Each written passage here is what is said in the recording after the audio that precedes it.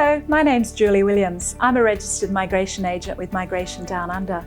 If you're new to our channel, do consider subscribing so that you can be kept up to date with the latest information and news for anything relating to Australian immigration.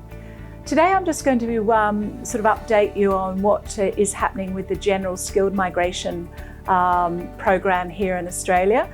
Because I know a lot of overseas skilled workers are keen to enter Australia, especially with the current pandemic, and there's certainly a need for ongoing skilled workers. There's been a slowdown in certain areas that are not considered to be non-critical, because Australia's first interest at the moment is Australian citizens and permanent residents and looking after our health.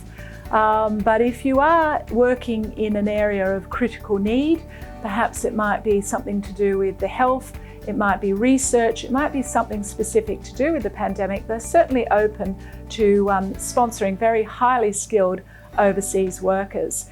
If you're a skilled worker in an occupation on the occupation list, you're offshore, you haven't been to Australia previously, or maybe you have and you're still offshore, and seeking to re-enter Australia through the Permanent Residency General Skilled Migration Program. Look, unfortunately, they're not considering offshore applicants at this time. Hope that is going to change, obviously, when borders are going to be reopening. They are focusing on those already here in Australia, and you will have seen from the latest invitation rounds, it's getting smaller and smaller.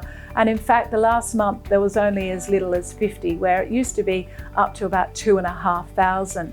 The difference between the 189, the 190, the 491, you might ask, the 189 is independent, where you're not sponsored by any state or any relative, and you're independently coming here. If you're already in Australia, still seek to do that, because there's still opportunities there, although very slim.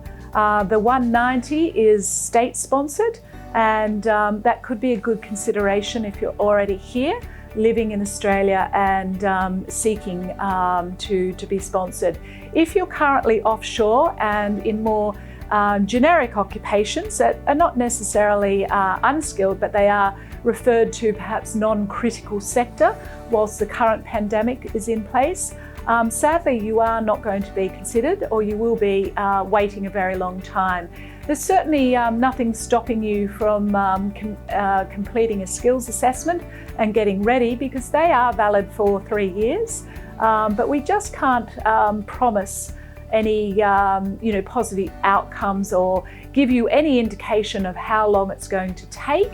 Many of you may have already submitted your own expression of interest and are wondering how long it's going to take. Unfortunately, we can't answer that for you because we simply don't know. It's just going to take a very long time, so we can't give you any sort of indication of the processing timeframes. The 491, that is a regional visa. Everybody went into a frenzy last week when New South Wales briefly opened their doors for the 491. As soon as they opened, it was very quickly closed within a week.